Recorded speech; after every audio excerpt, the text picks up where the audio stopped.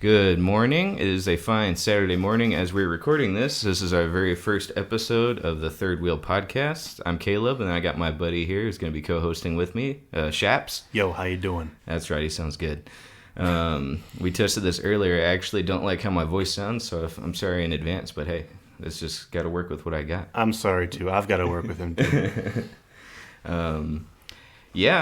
So we started this with the intention of like me having some kind of creative outlet because I do want to talk. I do enjoy hearing myself talk, but I am super lazy, so I figured podcast would be the easiest way to have some kind of creative outlet without, going too crazy with work and editing and whatnot. So what about you, Shaps? How do you feel?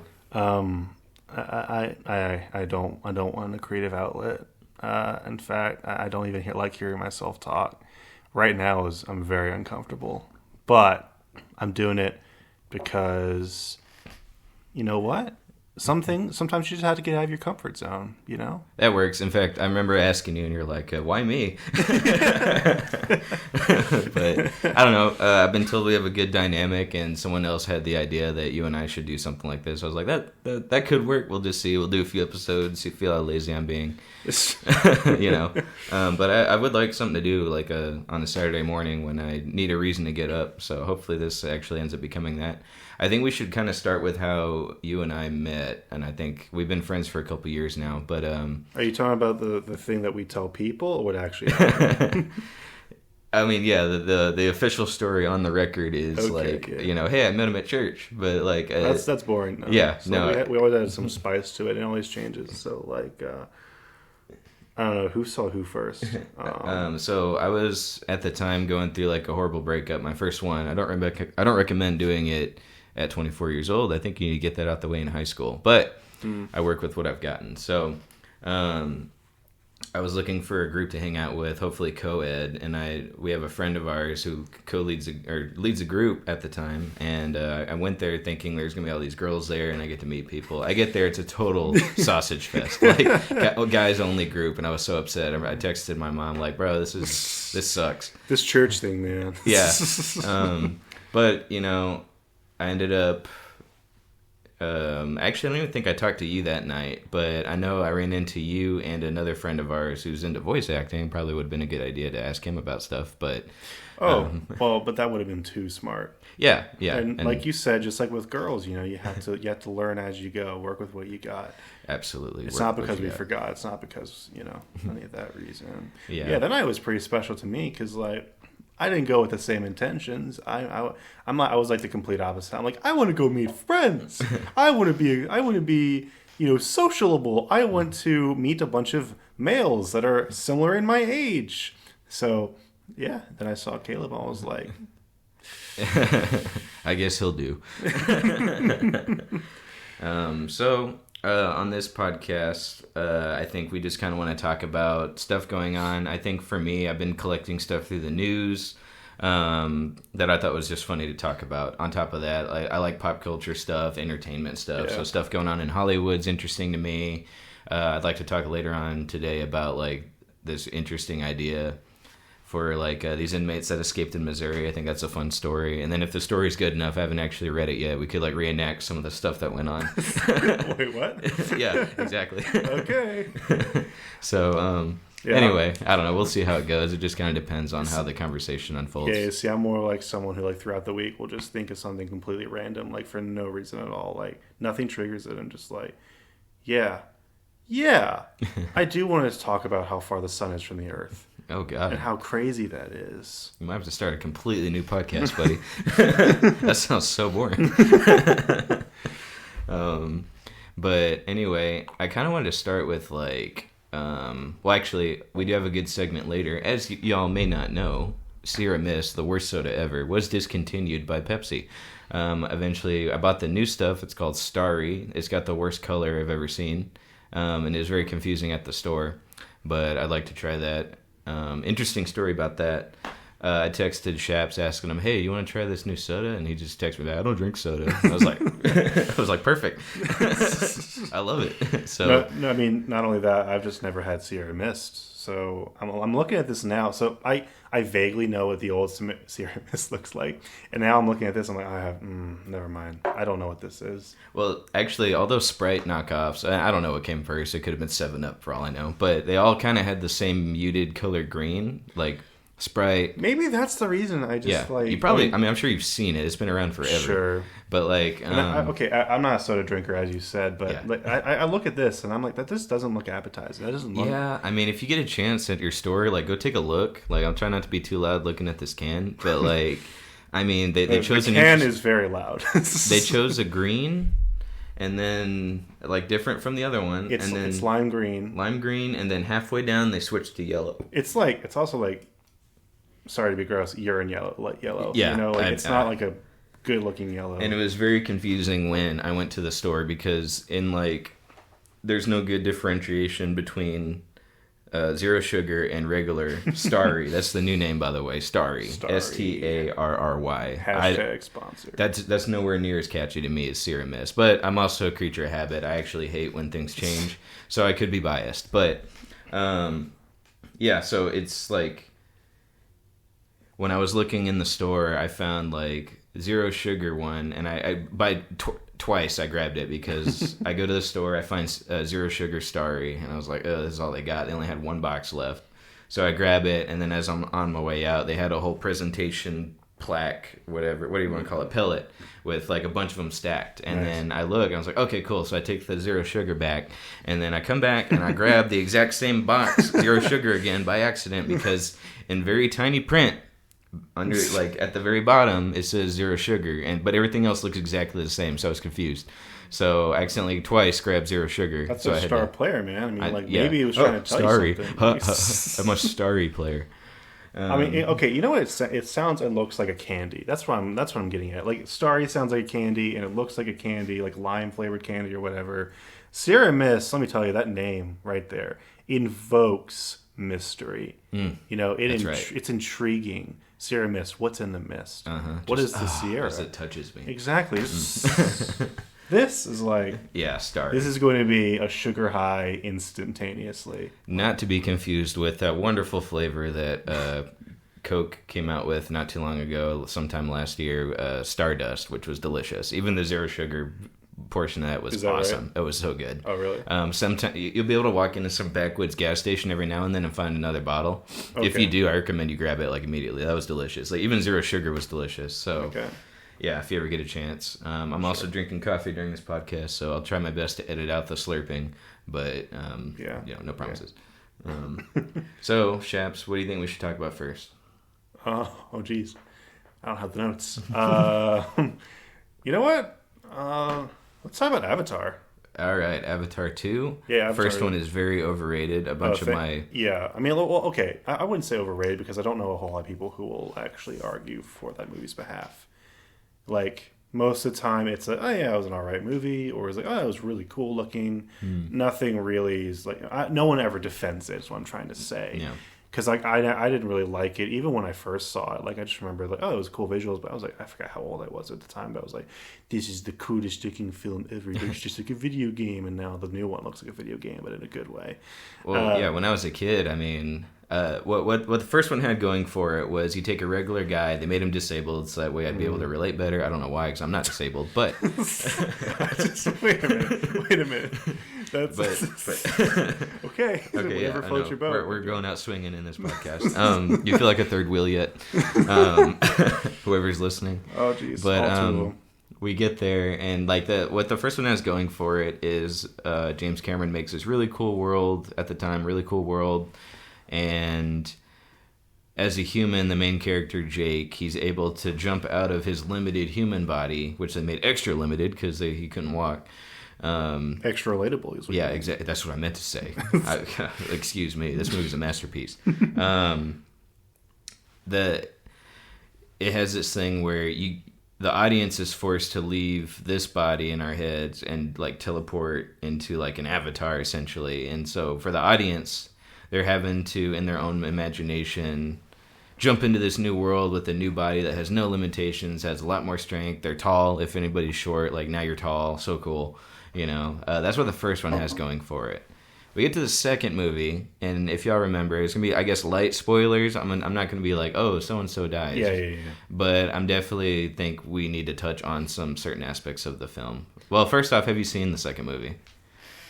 Me? Yes. Yeah, I saw it, and I without talking much about it at all, right at the door, I thought it was actually a really good film. Oh, God. Compare. Oh, geez. I'm so sorry. Really? Okay, comparatively to the first one, which came out in 2009. Can you believe that? I thought, I still don't. Well, that's the thing. The crazy thing is, I'm not like a cynical moviegoer, but like I keep my expectations, like level. And I didn't have great hopes for Avatar 2. I just knew it was going to be popular regardless of anything. And I was like so surprised. Just, the visuals are one. Actually, I have to talk about the visuals. I'll get to that. There was an issue I had with it. Not necessarily the visuals, but technology. But like everything else, like even the story, I was a fan of. I was entertained the entire time. I actually cared about most of the characters, not the lead. I think he was still just the most boring thing ever. But yeah, I wasn't like annoyed or anything. I know it's like, if I'm not annoyed, it means it's good. Not really. It's more like I was intrigued the entire time. And I actually watched it in 3D, which I fully recommend. You have to watch it in 3D. 3D has improved so much since we were kids. Dude. Like, I remember, side note, before we get back to the main thing, I remember when we were kids, we saw that Journey to the Center of the Earth movie with Brendan Fraser. And we were all throwing up after because it hurt, bro. Like, 3D... Dude, some people just don't know how to do it right. Yeah. Most people don't know how to do it And at the time, I would say it was more of a gimmick, so people weren't really experimenting with it. Because if you remember, like, old school Spy Kids 3D, like they got the obligatory let me reach out of the screen and grab something. And that's like a 5-minute segment or something. Yeah. Now when James Cameron did this in Avatar 1, everyone tried to follow it. Everyone tried to do that, but they didn't know how to. Like, he's really good with technology. He's really good with foresight and like just knowing what not necessarily the watcher wants, but more like the actual moviegoer, people who go to the movies. He understands that the movie theater is an experience, not just a way to see movies, but it's an experience. It's you pay money for it. It might as well be, Yeah. And he takes full advantage of the entire movie theater atmosphere. So going 3D is a must for this movie.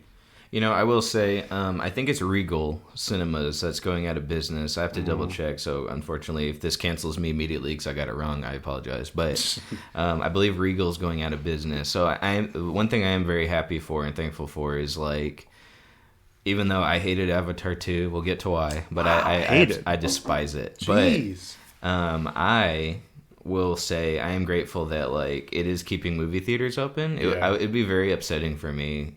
Growing up, going to the movie theaters, I would love to whenever I have kids, take kids out there to go see a movie. Like, I want them to have that experience. And, like, you can kind of replicate that with how big TVs get nowadays at the house. But there's just something about going to the theater, paying for overpriced everything, and just going in and sitting down and enjoying it, not worrying about the money, and just tuning into a movie. With your friends, with your family, like, it is a pretty good. I mean, it's just like going out to eat. When you're really young, it's an amazing experience. It's this whole thing. We can't get this at the house. Like that. And now you have things like Uber Eats and Grubhub, and you're like, I don't need that. But honestly, it pays to go out sometimes, and you might actually have conversations either about the meal or about the movie, afterwards that you wouldn't normally have, just because everyone had to shut up and sit down for, an hour and a half or 2 hours. So, like, the one thing I'm thankful for, I'm upset the movie made $2 billion. I don't think it deserved it. But I will say I'm thankful that, like, theaters are making money so they can stay open. 100%. I think. And I like Regal in particular because they like to put old school movies in the theater for a day. So like me and my sister a long time ago saw Labyrinth with David Bowie, fantastic film. Yeah. And it was great, but with them going, well, not out of business, their parent company filed for bankruptcy, and so they're going to be closing down a ton of theaters. I hope they don't die. They've done some really cool work. They've done some creative things in movie theaters. So anyway. Back to Avatar 2. Yeah. I think that we're missing the aspect of Jake's no longer in, minor spoilers for the first movie if you haven't seen it 13 years ago. Sam Worthington? Yeah, that guy. Yeah. Whoever. Man. Played by man. Acts like man. Yeah, acts like man. Just does man things. He honestly, that's his whole role in the movie. Yeah. Is man. What does a man do for his family? What does a man? I don't know. What do you do? Well, let's go. You're gonna get me sidetracked. So the first movie where the audience can tune into a guy who's leaving his body going to Avatar is missing in this movie, because if you remember at the end of the first movie, his human body dies and he transfers to the Avatar for good, the Na'vi, whatever you want to call it. He's in the blue guy forever. Kitty cat. And that's, I think that hurts this movie because it's essentially the same as the first one. We're talking about story-wise. It's the same movie. It's got the same message. Don't kill nature. You got the same bad guys. They want money. But anyway, it's the same movie, but I would argue a little bit lesser in the writing department because we're missing that connection of like, man, I get to leave my human body and go into the blue Avatar guy's body for X amount of time, forever. Like that part's missing. So I feel like the second movie, being the exact same thing, almost a carbon copy, just a change in setting, is missing now the part that I connected the most with as a kid. Because now I'm just watching a bunch of CGI blue people swim around, as opposed to the first one where I get to think like, man, I wish I could go into an Avatar and go live in that world. That's not in this movie. But I mean, it doesn't sound like that hurt you too much. No. What do you think? Just saying, seems like there's an irony here, with the sides, because like that's probably what James Cameron honestly wants, is that he wants people talking about these films. Yeah, I totally get that it's a carbon copy. Like, I'm not even going to argue with that. Like, you can totally come out with a fair argument about that. However, I think it's the first movie, but improved. Like, really improved. Almost, like, fully realized. And when I was talking about when I felt like I wanted to know more about the world, it's that this movie gave it to me. Like, the first movie, I couldn't care less about what these natives did or, like, how that world works. It just felt really similar to everything else, in movies, anything I've seen, with kind of like fish out of water story. Ironically, with this one, underwater, you've seen underwater in so many things, and you've seen underwater people, you've seen Gungans in Star Wars, for instance. It's not like anything new to look at, but when they go over like their culture and how they act and how they treat each other, because that was an interesting idea, was that there are different variants of Na'vi around the world, or the planet of, what is it, Pandora? Not the radio service. How they all here. Treat each other differently. Like, some of them, I didn't think I'd jive well with like the human characters, so they do this stupid thing where like the humans are only motivated like by, I want to say like by they're motivated and run by pure evil. That seems like that's the thing. It's like a cartoon, like money. I'm evil. You get a little. I don't bit care more, about killing innocents. I just want money. You get like a little bit more of a human perspective in this movie, like a tiny bit more, and there's like a neat little twist at the end almost, which kind of leaves the door open. Don't get. Let's not get it twisted here. They leave room open for many more for films. Sequels. Yes. Yeah, like 4 more. So buckle up, buckaroos. Like, we're getting another one. While we're on the story aspect of it, like what bugged me was James Cameron. I don't know who wrote this movie. Probably James Cameron. I feel like he's overrated as a writer. He needs to hire other people. Visually, I'm with you. It's beautiful. The mocap underwater stuff. I had no clue that's how they did that. Like, they were actually acting underwater. If they were real, like, that's what they would look like for real. Super cool. But here's my thing. So they use the same plot device over and over. The kids disobey Jake, dad. I think's the main character. I'll get into that a little bit later. They get in trouble over and over, and that's what propels the movie forward. They disobey their dad, and then they got to move, and then they do it again. They get captured by the bad guy. Right. Bad guy captures them. Jake has to save them. That happens like 3 times in the movie. Like and it's just the same plot device over and over. Like and he couldn't think of a way to progress the movie, so he just decides like, oh, I'm just gonna keep doing this again. So like 3 times, the characters even say, I can't believe we got captured again. Like that's literally a line from the movie. It's like they're acknowledging, we're just gonna keep reusing the same exact thing over and over. That bugged me. It's like it gets annoying because we're supposed to connect with Jake's kids a bit, and then he makes them super obnoxious by they don't do what they're told, and then they have to get rescued by Jake or whoever. And when you do that over and over again, it just like it annoys the crap out of me. Like, so it's like these aren't strong characters. Like it was enough. James Cameron thinks it was enough to just have them be the kids of the main character, and that's enough for us to care about him. Like, but no, he had to make them super annoying. They're gonna keep disobeying and getting captured. So bugs me. A lot of that, honestly, everything you just brought up, I can't argue any of it. So here's the get down. Like, closing thoughts. If you're interested in seeing the movie, if you haven't seen it already, I would go regardless if you think you're going to like it or not. The experience is going to be fun no matter what. Yeah, if you're really kind of pissed off or like critical of the story, it might hinder your experience a little bit, and it's fair, like mine as well, right? I enjoyed it purely by the experience alone. Like the story is one thing. I did get invested in the characters. I got invested in the world. There's a lot of nitpicks, obviously, and there's a lot of cliches that I'm not a fan of. But I can forgive it based off the experience I got. And you know what? I can't argue with that. I think that's fair. Like, visually, like, I mean, okay, so full disclosure, I had to watch this twice. Second time, now 6 hours. If you hated it so much, Caleb, why'd you watch it a second time? Well, I have different groups of friends, so I went and saw it. That's a good friend. Yeah, I had to go see it a second time with some other people. Had to go see it. I was so bored that second time, bro. It's like I mean, I'm exaggerating. It was. I probably wouldn't see it a second time. It was a 4-hour movie, basically, and I'm just sitting here like I want to kill myself. And there will be an extended cut mode. Like and rumors in Hollywood. There's a rough cut of the next movie that's like 4 hours long. Like James Cameron better not, but he better not hurt us. Me in particular. Anyway, full disclosure, I have I wrote out a movie review. Facebook will not let me post it. They hate blogs, so I got flagged for violating community standards by saying, "Hey, I wrote a review for this movie on my blog." You hated the blue people. Why you hate on? Yeah, blue I know, people? for real. That has to be it. So if anybody's interested, if you go to 2 moviebums.blogspot.com, I started that in college. If you just click on that, if you just enter that into the search bar, it'll take you right to it. And then you can scroll down and read some of my other stuff I've written over the years. I only write when I get super passionate about a movie. I did the thing where I'm writing 1 every week or sometimes 3 every week, and I hated it. But 2moviebums.blogspot.com if you actually care and want to read my actual thoughts on it. Very in-depth. That way we don't have to talk about it the whole time on here. Well, I brought up Avatar 2 because I wanted to talk about the box office. $2 billion. If it hasn't hit that already. Last I checked a couple days ago, it was at $1.9 billion. So somebody liked this movie. You know what I mean? It goes back to what I predicted from the very beginning when they first released the teaser. I told everyone, like, regardless if it's good or not, it's going to...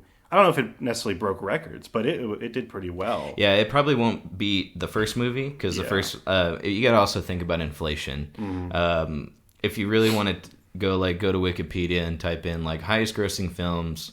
with adjusted for inflation, because like Gone with the Wind technically I believe is still the #1 selling movie. I don't know how it sold that many tickets, but like if you look at highest grossing films adjusted for inflation, Avatar still beat Avengers Endgame by X amount of tickets. That's crazy. Yeah, that's so crazy. Yeah, that first Avatar film, like highest grossing film, still technically underneath like some classics like Gone with the Wind. That must mean that like every American ever went to go see that movie or something, or or more than once, because you don't get that high of a number just based on everyone in America or overseas too. You got to consider China. That's true.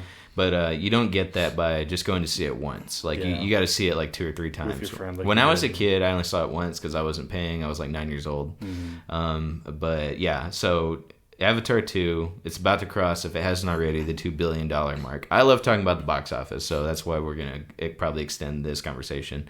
But yeah, so I thought this movie was going to flop. What were you thinking before this movie came out? No, like I said, I was hoping it would flop. As soon as shut up. As soon as cynical mother. As soon as the teaser came out, it dropped. The interesting thing is this movie actually wasn't advertised that a whole lot.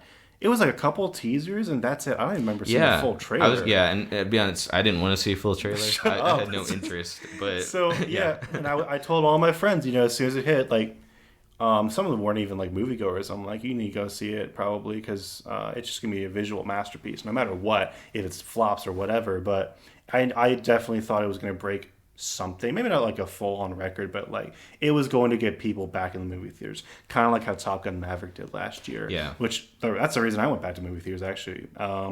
So I honestly could commend people like James Cameron who just, like you said earlier, keeping people in the movie theaters. Yeah. Developing that movie theater experience. I don't go to the movies that often. I watch them, I don't really, streaming or whatever, just like everyone else. But to go to the movie theater, there has to be a good reason for it. I have to feel like I'm going to miss out on something if I don't go see it. Sure enough, I don't regret it. Yeah. At all. See, I love talking about box office because now Avatar is the exception, but any other franchise where they're like, hey, we're going to do 5 movies. Doesn't, whenever they announce a 5-movie slate, take example. Star Wars? No, because that's going to make money. The Star Wars brand is almost impenetrable. I think Avatar will make money. Except for Solo. But, Alien. So they made Prometheus, and then they were so confident with Prometheus and how it went, depending on who you ask, good or bad, doesn't matter. They announced like a 5-movie thing where they're like, Alien Covenant's coming out, and we're going to do 4 more films after that. And then Ridley Scott's like, yeah, I got all these ideas. And then Alien Covenant comes out and it flops, right? It does not make a 5-movie franchise deal worth of money. And so I'm sitting here. You also look at the Dark Universe. I was about to say. Yeah, the Mummy. They're like, okay, here's the Mummy with Tom Cruise. Terrible film. And no matter what, though, we're going to release 5 more. We got the next 8 movies planned out. And Mummy comes out, flops, and then you don't hear anything else about it. DC had a similar problem. 100%. But DC had enough going. It recovered a little bit. It did. They had enough going on for it. One, it's owned by Warner Brothers. They're still trying to tap into that Marvel formula. But they had enough characters and IPs to where people would actually want to see Superman, Batman, Wonder Woman, all these characters come together. They want to see that in a movie. So they'll be fine. They got all this material they can pull off of. But anyways, for some reason, studios think, if we just announce 5 movies are coming out, that's going to get people going. They're going to get excited. And time again, with the exception of Avatar, time and time again, it shows that like it doesn't do anything, and it really annoys me because I'm sitting there when Alien Covenant comes out, thinking like, man, they're gonna make four more of these. Like, I hope this movie fails, and it does, and I'm happy. You know what I mean? Because like that's what they get, and I was really hoping this one would have the same thing where they announce 5 movies and the first one doesn't. Avatar 2 comes out, doesn't do well, and then they got to cancel it. I was really hoping for that. Seeing Avatar 2, I know you liked it, but me personally, I was really hoping it would fail because it was just as bad as I thought it was going to be. Wow. And I was like, please, Jesus, don't let this make money. And it did. And I'm very disappointed. I'm disappointed in you, America. All 5 of you who are going to listen to this, getting to this part, I'm very disappointed in you because you probably saw it more than once. And I had to do it because I was with friends. So I still don't think that's hypocritical. Like, I do it because I love my friends. Not because I thought the movie was good. Well, that was emotional. Anyway, yeah. Let's move on to the next subject. let me back out of that. Forgive me. Next subject. Yeah. So the next thing, I think we can definitely go into the soda part. Yeah, it's cool. Let's move on to a happier subject. I'm really happy to share the soda with you, buddy. I'm not happy at all, actually. Yeah. Again, it's like, okay, so I'm on Weight Watchers, and I'm scanning this right now. How many points is this going to be? 1 can. Serving size, 1 can. That's going to be 7 points. I only got 33, and I'm wasting it on this soda. So you are welcome. Wow. I'm going to put this in. I'm going to drink the whole thing. So I actually like the sound of a can opening. Let's try to sync it up. I'm going to try and keep it in. Okay. Yeah, go 3, ahead. 2, 1. There. Oh, that was clean. That was really good. Oh, sorry. Anyway.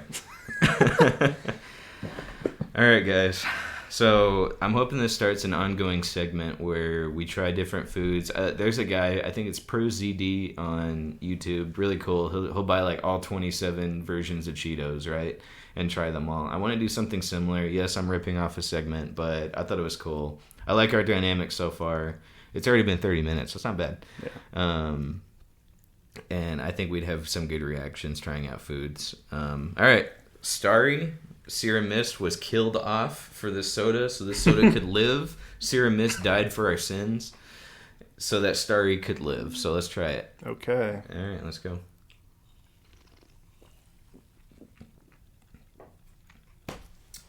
It's really sweet. It is really sweet. So I couldn't find Serum Mist. I wanted to try both to compare and contrast, but alas.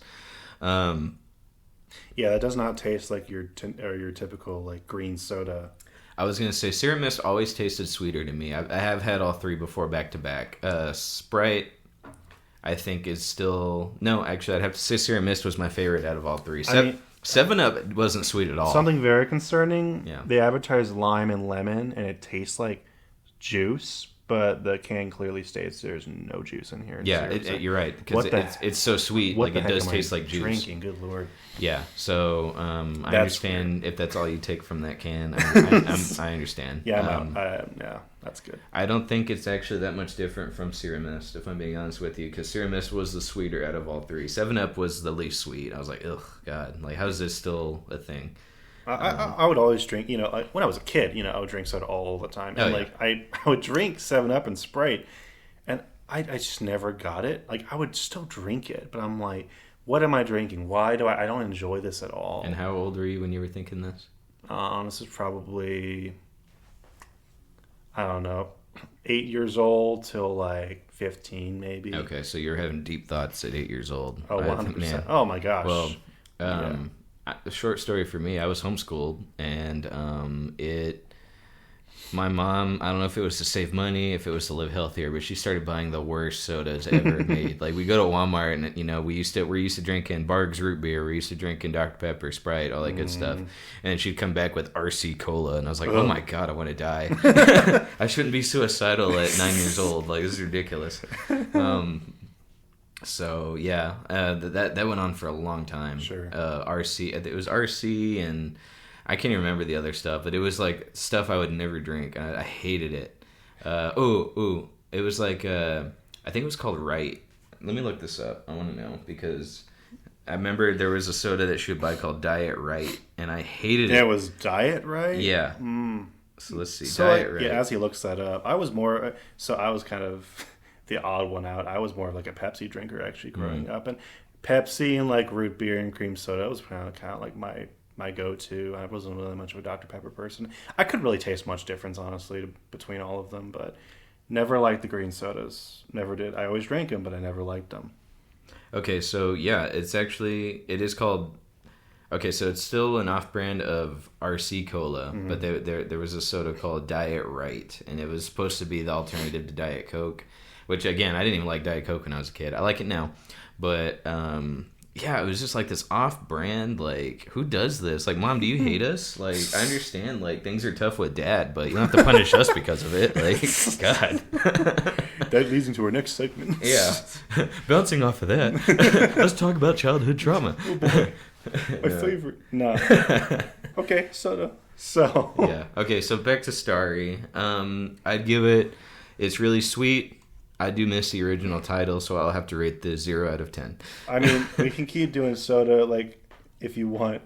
I'm going to have, like, the same reaction probably every time. Yeah, okay, how is Starry better title than Sierra Mist? Dude, which title do you think is better? It's the same soda, essentially, is what I'm getting at. It tastes just like Sierra Mist. Yeah, I think we said this earlier. I still much more prefer Sierra Mist. More mysterious, it's intriguing. Starry sounds like a candy to me. It tastes like a candy, exactly what I thought it was going to taste like. Yeah. Was not surprised at least. I hate the colors. Yeah. I hate the design. And it's confusing, like I said. They put in tiny print, here's the zero sugar. Coke, when I buy Cherry Coke Zero, the color's muted. The text is black to indicate, like, this is, like, zero sugar. Yeah.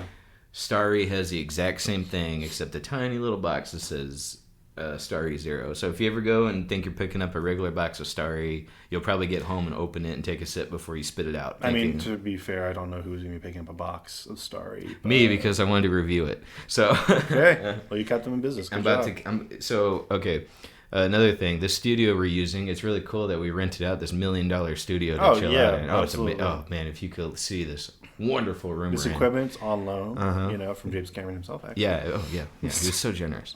Where was I going with that? Oh, yeah, so the house we're using this room from, I'm probably just going to leave the soda here and let the kid that runs around here drink it, so... That's nice. Yeah, I don't see me taking this home and like, oh yeah, I'm home from a hard day of work. Let me open this little can of Starry and get my life back on track. If anything, I'm so like anti-soda. This probably so. I like hosting people at my house for like game nights and such, and I'll tell everyone beforehand, bring your own soda. I don't even want you to leave soda at my house. Like, that's how much I cannot stand it. So, like, yeah, I don't know what people, like, how people got into it. Because, like, it's so terrible for you. It is. Like, you're practically pouring acid onto your teeth and legit. poison into your gut. Yeah. I mean, good for you. I'm but not it tastes judge. so good. So do cigarettes, apparently. So. I'm joking around. If you like it, no, it's any soda enthusiast. If you like Sierra Mist, if you like Sprite more, give Starry a try. You're not going to notice the difference from Sierra Mist. Hold on to your Sierra Mist cans because they could be worth something in a couple of years. Especially as they go extinct. Given that false hope. Yeah. Well, if Rick and Morty ever does an episode on it, where like they did with the Szechuan sauce, I mean, who knows? Maybe it'll be worth $4,000. Speaking of Rick and Morty. Speaking of Rick and Morty, this is also next on my list. I Perfect saw what you're transition. doing. Yeah. Justin Roiland. What a man. What a guy. So he could have learned something from Avatar, honestly, to see what a man does. Stop beating your girlfriend. Okay, let's back up a bit. Justin Roiland, if you don't know, co-creator of Rick and Morty, one of my favorite shows ever. Voices Rick and Morty. And Morty. He's such a big part of it. He writes some of the episodes. He's been on several podcasts. I mean, even if the allegations are true, I wouldn't mind having him on once. That'll boost our ratings. Sure, he has to talk somewhere. Yeah, I mean, he's got to give his side of the story. Of course, it's probably just going to all be denying allegations. But, right, yeah, co-creator, voices Rick and Morty. I mean, that show's been going on since I was like 18, 17 years old. Mm-hmm. I didn't get into it till a little bit later, but fantastic show. The writing's phenomenal. And it really upsets me. If y'all didn't know, he's been accused of emotional abuse, some kind of abuse on one of his ex-girlfriends. Actually, it's false imprisonment was also one of the charges. Yeah. And I actually had to read up on that. You know a little bit more about law. Could you go deeper into like what false imprisonment means? Yeah, I mean, so there's different variations of it here in Texas, but like essentially there's I have to look up exactly what it's called, but there's a difference between locking a door that someone's in and not letting them out. And then there's a difference. It's called kidnapping when you like tie him up and transport him somewhere else. Unlawful restraint. There we go. Unlawful restraint is like she's trying to leave and you grab her and you hold her down. Unlawful restraint. Kidnapping is when you're like, okay, we're going to go somewhere. Tie her up, drive her out into the woods. So I don't know where Justin Roiland's at whenever he allegedly did this, but I think what you're talking about falls more under unlawful restraint. Like he, false imprisonment, like she wanted to leave and he's like, no, lock the door, you're staying here. Yeah. So I haven't looked. I don't know what state he's in, but I'm leaning toward he locked her up somewhere and wouldn't let her leave. Yeah. I know kidnapping, it would be a lot harder to not prove that. So yeah, I mean, that's grounds for being canceled as a person. No, like I think he already is like on the internet. Like even if he's guilty or not, like just that's how the internet works, Like you think so? Because with the whole Johnny Depp thing, I would agree with you if like Johnny Depp rare exception, just because how Amber how incompetent she is at lying. It's just like. And sorry for all the women believers out there. I do apologize for my co-host. I'll be finding another one effective immediately. Get out. Already. No. So, honestly, just like, I think there's a lot of like Justin Roiland haters out there. I don't really know why, but there are, like Johnny Depp, most people liked Johnny Depp. But, and that kind of gives him, it's kind of not really right, but it gives him rights for people to hear him out a little bit more. Yeah. Justin Roiland, it's kind of like you love him or you hate him kind of person. Yeah, and he does definitely have a fan base, but he also has a hater base. No one's going to rush to his defense, I don't think. And that's definitely not happening now. I don't think anyone's really defending him right now, which is, sad. I want to know his side of the story. And right now you're just getting the lawyer talk. And I'll be honest with you, mine's more selfish based. Like, I just don't want Rick and Morty to be canceled. Because even if it's not canceled, if they replace Justin Roiland, because, if these are true, like, he can't act anymore. He can't be writing for the show. And that's just the end of the show there. Yeah, basically, like, with him, season 5 sucked. And okay, thank you. Yeah, it was so bad. But season 6 is is that what it is now? Season 6. I thought 6 was really good. I haven't finished it yet. Yeah, I have it later on if you want to use my account to watch it. Like, yeah, for free. Sure. 5 was 5 was so bad. Like the only episodes I considered good were the plot driving ones where they try to expand on the lore. Well, yeah, then they like kind of okay, so Rick and Morty I guess we're going a little sidetrack, but like Rick and Morty has like this habit of like creating some interesting story, like lore, and like, you know, progresses the story like you said. And then like the next episode, typically the next season premiere, they just cut it all. Yeah. Like they finish it all in one episode, and it's kind of like a big joke or whatever. Like, and I don't really like being played that many times because it happens like every single season. Like I get invested and then they just dump all their ideas in the first episode or the next episode, you know, like, so that's why I'm not really like excited to see, God, I gotta see more Rick and Morty, you know, I gotta see how it concludes. They clearly from the beginning didn't know whether or not they wanted to be more episodic or they wanted to lead to a bigger story. Right. And then they kind of make fun of you for wanting either or. So I'm like, I could go either or on it. Yeah. 5 definitely was terrible because like even like they wanted more standalone episodes, which I'm down for, like if they're good, but they weren't funny. Like they hired guys like the same guys who wrote like Mr. Pickles, and like that's not exactly what happened, but they hired those juvenile, you could tell like juvenile writers that were like boobs, like we're funny. Like no, that's what they hired to write season 5. It was so bad. Like they took the bad episodes from season 4. There's a couple, not that many. Season 4 was really good, but for whatever reason there was a couple episodes that were like, oh my gosh, these are the worst episodes ever. And they took those guys and said, hey, finish writing season 5 for us, and it showed. It was so bad. But season 6, I will say they fixed that. So I don't know what they did. They hired more competent writers. Far, I actually have liked most of the episodes of 6. It's good. Season 6 is really good. 3 or something, but yeah. But anyway, if Justin Roiland's gone, bro, that's all out the toilet. Because like whatever his vision is for the show, I don't know what he was doing during season 5. He clearly wasn't there. I guess he was busy beating He also his created like a game studio. I forgot what they're called. Yeah, but and that's doing very well too. It's doing well, but then apparently there's an allegation there. Like this one lady who worked there, I don't know what her role was, but she said that there was sexual harassment or something like that. Yeah, and that's common. Like exactly. Justin Roiland's not a good-looking guy. It's more like all this crap is piling on top of all at once. Yeah. All this horrible stuff is happening. And again, maybe he deserves it, maybe he doesn't, but people just jump the gun way too often. I agree. And here's the thing. Studios, especially like people like Adult Swim, will cave so freaking quickly, even if it's Rick and Morty. Yep. Like the publicity like that, the cancelable publicity, that's just poison in the industry. So it's going to be interesting to see where this goes. Yeah.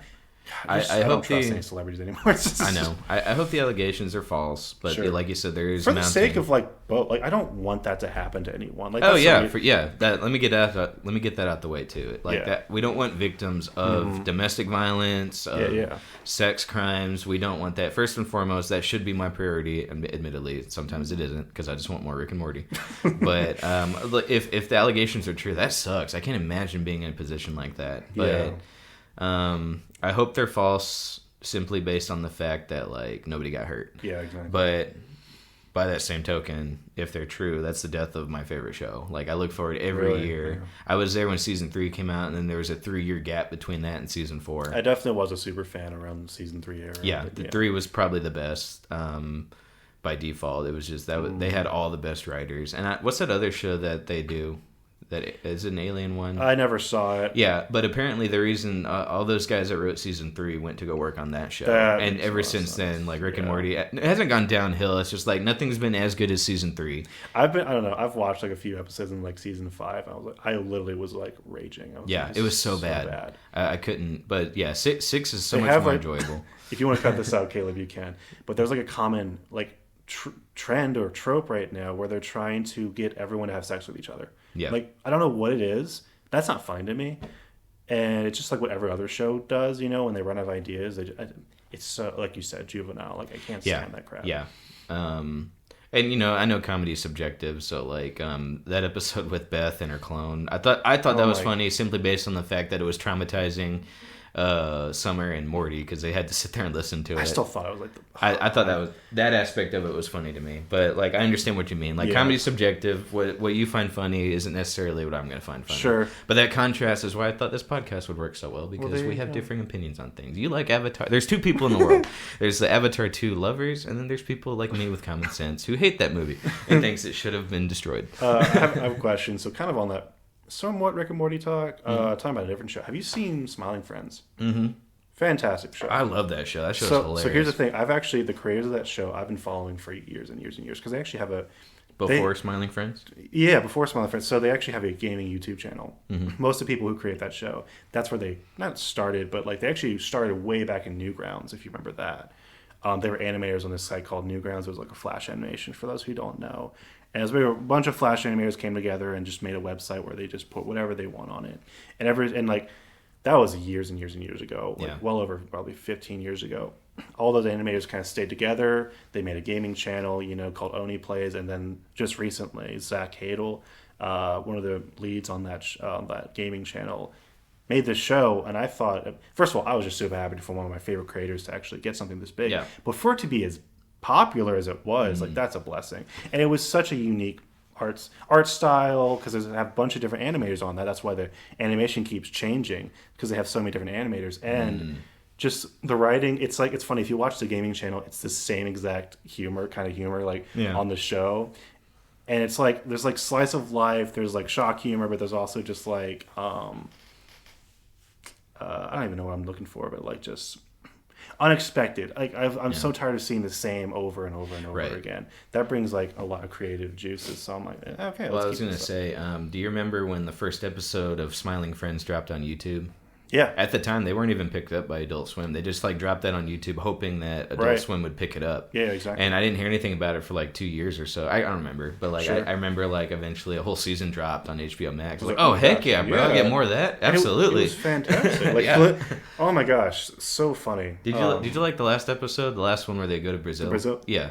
It took me 2 watches to get it. Gotcha. At first, it's okay. What do you mean get it? What was it? I thought I got it immediately. It subverted expectations, obviously. Like that's what it was trying to do. Well, the poster shows a little bit where they're like in Brazil relaxing. All the characters like doing something interesting and different. You're like, oh, this is gonna be like okay. So spoiler alert: the whole episode's like in an airport. Yeah, and it's like it's funny because like all it is just like relatable humor. Like if you were to get stuck in an airport with nowhere to go in a foreign country, it's like. It's brilliant. It really is. Yeah. And that's the kind of stuff I want to keep seeing. Did you watch BoJack Horseman? I've been always meaning to get into That's a good show. I feel like I'm going to go like it. There's a full episode where he's giving a eulogy at a funeral, BoJack. And it's funny because the jokes are good and he goes on monologues and rants like during the eulogy. Yeah. But the whole episode is just him standing in front of people. I'm going to go and tell you how the episode ends. At the end of the episode, he opens the casket and he realizes he's at the wrong funeral. So the whole episode was a waste of time. Oh my gosh. But that's one of my favorite episodes, and it takes place just him standing on stage giving a eulogy, and it's funny, but like nothing really happens. Some of my favorite episodes in any comedy, I mean, even like Seinfeld, for instance, my favorite episodes take place in one space. Yeah. I'm thinking about the Chinese restaurant in Seinfeld. One of those famous episodes. Yeah. It's like 20 minutes or so. All takes place in one spot. You don't move ever, but they take full advantage of the opportunities that transpire, and that's why I love it. That really shows like the creative chops of the writers when no matter what setting they're in, it's going to be funny and it's going to be a good full episode. So you're right. Exactly. Yeah. So if y'all didn't get it by now, go watch BoJack Horseman, now on Netflix. Just kidding, it's been out for like 10 years. But watch them all. Smiling Friends, Rick and Morty, give them all support. Yeah, and then, backtracking a bit, Justin Roiland, if these are true, I just don't know if I can, in good conscience, watch any more Rick and Morty. Now, if they're false, it's a free game. I'm going to keep watching. But I just don't, I can't support something like that. It's the same thing with...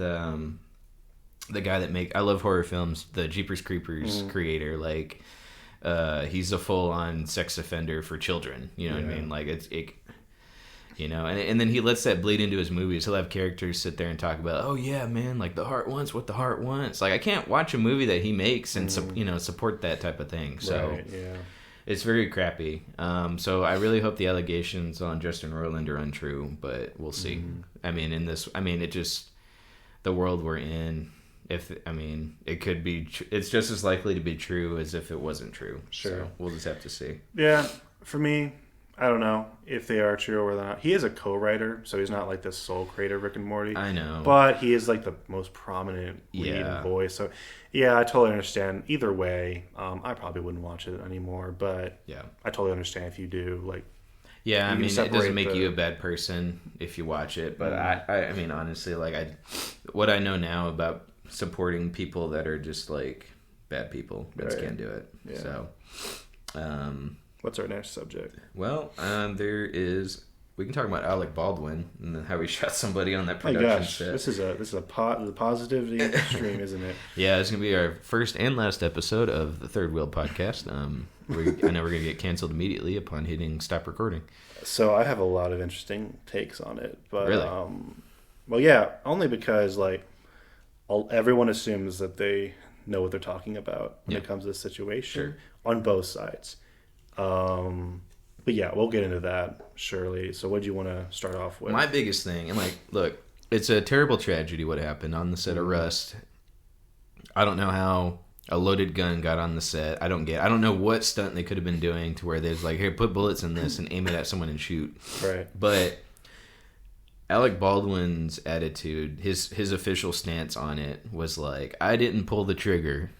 And I was like, you're an idiot. That doesn't make any sense. No. I was like, you're an idiot, bro. Like, guns don't go off on their own. Right. Like, you pulled the trigger. Like, now, if it sucks, but like, I mean, you can just sit here and say, yeah, I pulled the trigger. I didn't think it was loaded. That's fine. That's a totally reasonable, like, you're on a movie. That's all he had to say. Yeah. You're on a movie. Like, I wouldn't have expected an actual bullet to be in a real gun. Like, I wouldn't have expected that, you know? Sure.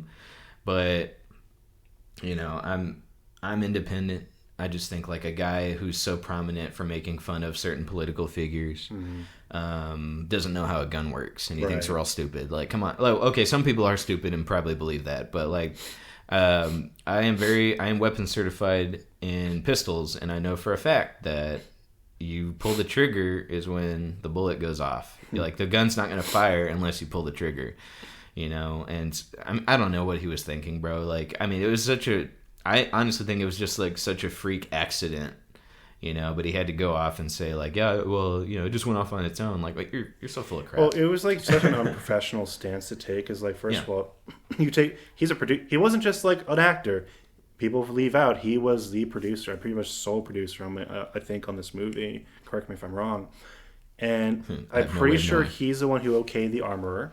Okay. And if you read up on her, she had no prior experience of being an armorer. Mm-hmm. Again, I actually read up or I listened to some people talk about it. Okay. Supposedly, it's not common practice to practice gun safety on a movie set, for the actors, I mean, which seems a little odd to me because some actors do it, some actors don't. I personally think it should be common practice, especially since it's not the first time in movie history this has happened. Right. It should be common practice for any type of gun, even if it's a prop. Even blanks can hurt people, you know, like... You should always check the chamber. You should always never aim it at gun someone. Safety. Yeah, like typical gun safety, and he's not even taking responsibility of that. Like he literally aimed it at a person and pulled the trigger. Right. What reason do you have to do that? I don't even think like. No, honestly, there's just no reason for it. And like, I mean, there's controversy on like, should we even use real guns in a movie set? Mm-hmm. Like, I could go either way. Like, if we are going to use real guns. Safety. Like we need to, like everyone needs to take a course. Everyone, like the guy holding the gun needs to not point it at people unless, I mean, no excuse. You're not supposed to point a gun that's a real gun at people. Sure. You know, but because these are not policemen. These are not soldiers. No. They're not licensed at all. Probably more than likely. I mean, a lot of them are actually against guns. So it's like for sure. You know, and I'm just sitting here like. You know, if you're going to use real guns, like safety. And I don't mean the safety feature on the gun. I mean, like, don't point the gun at people. Don't pull the trigger and put, like, you know, I could go either way. Like, should they use real guns on movie sets? I don't know. I really don't think I care. But regardless, they got to practice. Yeah, that's the thing was like, and it was a super low budget movie. And from what I hear, the working conditions were terrible. Like, it was just bad all around. I think on a more high-budget film set, that would never have happened. Maybe. I think there would have been a lot more supervision. The armor would have been more professional, pick at least. I don't know. Let's just not give actors So, yeah, I mean, especially such someone like him who thinks he knows so much politically. Yeah, exactly. Like, oh, well, I didn't pull the trigger, so it didn't work. You're full of crap, dude. Really smart. Yeah, I don't know. Do you think we covered everything on that? We want to talk about? I think so. There's not much more to talk Now, this really stuck out to me. Okay. Let me actually pull this up. Let me close out. Sorry if you hear tapping on my computer. This is now the tapping on the computer ASMR portion of our podcast. Yeah. Let's see. So there's this dude. I forget which Taco Bell. Rat poisoning. This dude. Oh, okay. So I saw that in the notes. I don't actually know anything about this story, so I can't wait. Okay. Colorado man hospitalized after claiming his Taco Bell contained rat poison. So they did their investigation. And I saw this the other day. Dude eats Taco Bell. Let me see if I can find it. He eats Taco Bell and then he's like hospitalized. So the headline I read, I had to write this headline down because I doubt I could find it again. But it says, man ate the restaurant food and became violently ill. Nice. I was sitting here thinking like, oh, it has to be rat poison. Nothing else at Taco Bell, like surely it wasn't the food that hospitalized you. No, it was definitely just the way they worded it. I was like, huh. I would have just assumed he went to Taco Bell and just by simply eating there, he was immediately hospitalized. But I just thought it was pretty funny to highlight. I don't know if you intentionally been picking these like for some reason, but I actually really like Taco Bells. No, I do too. But like, I have to acknowledge, like, if I'm hospitalized, 100%, it is. You had to sign a waiver to eat there, or you should. It's really cheap though. Like I remember in college, it's super cheap. Yeah. It's always open, yeah. And like the food's not bad. Like even though it's terrible for you, it's like just what I need in the moment. Well, they're like, we ain't afraid of no COVID. Like clearly, because like rat poison gets in there. Might not be able to say that on YouTube. But. Yeah, right. Yeah, so I don't know. That was just so funny to me. That's funny. I don't know. I like Taco Bell too, but I think Bueno's the best taco place, and those are pretty much going out. What do you mean? Ew, no! How dare you? I'm very picky about Mexican restaurants because I don't like those. Taco Bell is not Mexican. Exactly. Restaurant. You're tripping. That's my whole point. That's my whole point. I challenge you to find one Mexican working there. No, but Caleb, that's my whole point. Is that it's American as crap, but like. They know what Americans want, you know what I'm saying? Like, it's like Panda Express. What are you smoking? No, it's like a Panda Express. Like it's obviously is very American, but we agreed. You enjoy it, right? We agreed no video on this podcast for now because I don't have time to edit like that. But if you could see my face as he's going on these rants about my favorite restaurants. His fingers are both up right now, I can tell. Or at least under the table. You know, what is really cool is I can start claiming I'm doing all this really cool stuff without y'all even knowing. Like, I'm very proud to perform this whole podcast while standing on my hands. I've been really working on my upper body strength. And God, like if you could see how jacked I am right now. And right now the floor is covered with Legos. I'm trying not to. Yeah, see, I thought it would keep us on our toes if we lined out the whole floor with a bunch of stuff we don't want to step on. So doing a pretty good job. And I thought the sharks in the moat was a good addition too. But they're outside. Yeah, I don't really know where you're going with that. Again, it's that keeping you on your toes aspect of it. I suppose. I mean, if I know a shark's out there, I'm going to be a little bit more on to my toes. That's what I'm saying, dude. Okay, fair enough. Yeah. All right.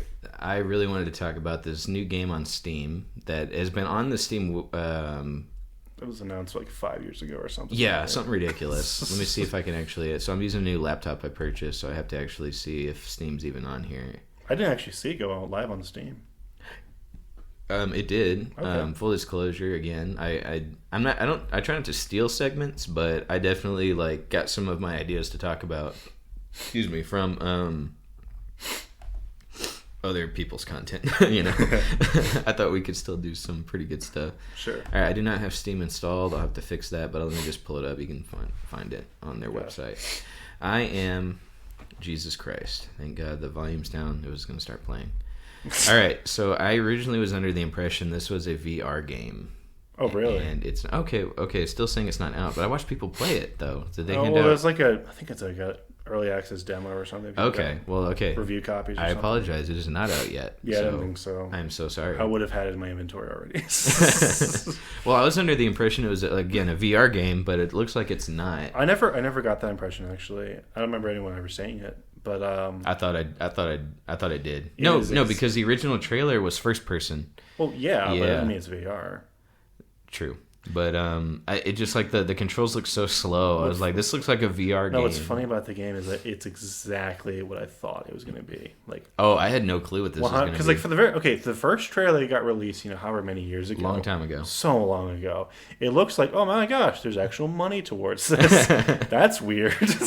Yeah, and I then mean- like I'm like, it's going to be like a Unity or something, like something Right. so garbage, Yeah. or an Unreal, but like again. This has no money towards it. Yeah. This game looks awful. It does. And like, I don't know, I was so down. I mean, especially if it was VR. I'm a little disappointed, but I would have been so down for a VR Jesus Would that Christ be more game. blasphemous or less blasphemous? Okay, so in the first trailer, you see Jesus walking around performing miracles, right? Right, And like right. He's a miracle meter. Yes, exactly. There's a magic bar that drains when he performs a miracle. I was It's loving full on RPG. I was like, dude. I'm so down for this game. Of course it's gonna suck, but I was like, bro, like if they're treating Jesus' miracles like magic, like, awesome, oh, yeah. dude, heck yeah, I'm so down. Let me read this description here. Walk in the footsteps of Jesus in this incredible first-person retelling of the story of Christ from birth to resurrection. So it looks like it's gonna be a long game here. We're going through all the Oh, Gospels. heck, there's epilogue, man. Stop. Perform amazing miracles, interact with a cast of biblical figures, and travel around the Holy Land from Jerusalem to the Galilee. Open world confirmed. Become the Messiah in I Am Jesus Christ. Yeah. And bro, that first trailer looks so cheap, and so I think what also gave me the VR impression was like in Skyrim style, his hands pop up like he's about to do a sure. miracle, like you're about to cast a spell, and I forget what he does in that trailer, but he like heals a woman. It could be any Bible character, or maybe they made one up. I'd be down for that too. Add some, fill in the gaps between the Gospels. There's a screenshot of him literally fighting Satan. Yeah. Okay. So that playthrough I saw was like he's fighting Satan in hell, and then like when he beats him, Satan's like, "I'll get you next time, Jesus." I was like, "That's so cool. I love that, dude. This game sucks, but I love it." Like, Oh my god. and that the guy I was watching, Moist Critical. Everyone knows who he is. Sure. Do you? Yeah. All right, of good. course. Yeah, so Moist Critical was like, he's playing the game, and like there was a simple quest like find John the Baptist, and he like couldn't find him. He's like, it's like an open world game where you're exploring, but like because it was so far back in history, like nothing's invented yet. There's no road signs or nothing. He's like, where do I go? Like, where's John the Baptist at? Like, Oh my gosh. You know. So, geez, Louise. Okay, regardless of like your religious affiliation, or spiritual affiliation, what you want to call it, Jesus has always been like a weird icon on the internet. Mm-hmm. Like people love to make fun of it, or just love to hate it, or love it, or whatever. And like for a while, it kind of went out of style, but now I think it's just going to bring it back. Jesus is going to be completely trending, at least for a couple weeks, maybe a full month. Yeah. And I'm all for it. I think what would really save this game is if they treated like his segments with like the disciples as like a dating sim. Like honestly, throw everything at this. yeah, so you're talking about having like a little bar that's like your relationship with Peter. Yeah, of course. Yeah. That'd be kind of cool. I would Like say. Sim style almost. Yeah, honestly, I could see that going. Yeah, look, like if we're gonna make this a full-on RPG, let's go all the way. So many people Yeah. did not were looking forward to this game. Like it wasn't dismissed. IGN put out the trailer on their own channel. Yeah, Whenever it came out, like I really hope this game has a bunch of surprises. Go as wacky as possible. Let's go, bro. Like go literally as crazy as they want. yeah. I can't wait to see what comes out of it. Well, DLC even. I'm okay, on so for it. the part I was confused on. Okay, so the prologue is out. And Okay. So there's I haven't seen the whole thing. Yeah, and like I probably won't even see the whole thing if I'm being honest with you. I don't know if I could do this. Like I don't think I could handle such a thing. But the prologue's out, and in that they got the first combat section where you fight Satan. There's you're looking for John the Baptist. I don't know when it ends, but it looks so goofy and like it looks so cheap. I mean, it just looks cheap. Right. Now, as far as like the lore of it, it looks like they cared. It like again, I don't know what denomination anyone who's listening is. Like I'm Christian, Shaps is Christian. It looks like they took like care to be respectful to the Bible. Try to like not make it a blasphemous thing where they're trying to piss people off. Like, it looks like they're taking the actual subject matter pretty seriously. I'll give you points for that, but I'm just sitting here like, dude, like, this looks so goofy. And that, to me, lies the problem. Yeah. Like, if you think about people like The Chosen, who I've never seen the show. Apparently, they take some creative liberties.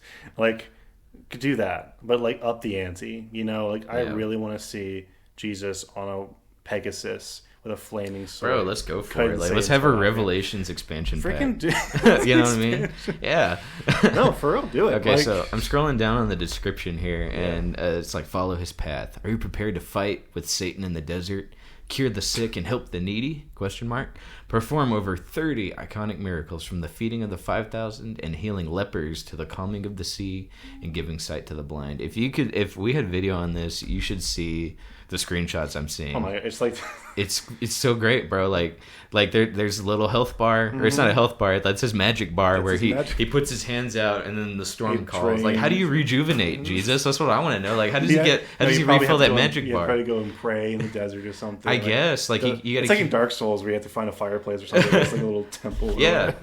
And like, and each screenshot I see is just him lifting his hands out and stuff happens. So like the first one, he puts his hands out and the sea calms, and then like you scroll down, save lives and souls. He puts his hands out again, and this woman's healed as your magic bar depletes.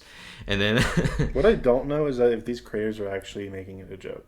I think they could save themselves in the industry if they just came out and said, "Yeah, it's all a joke." Well, I don't think it is. That's the thing. That's what's so interesting, is that it sounds like they're trying their best. Yeah, because like I watched the prologue, I like parts of it. I couldn't see the whole thing, but like there's like a long tons of exposition where they got a real narrator be like, and then Jesus went into the wilderness and he made a bunch of disciple friends. Like it's trying to do it like a children's story time style. Sure.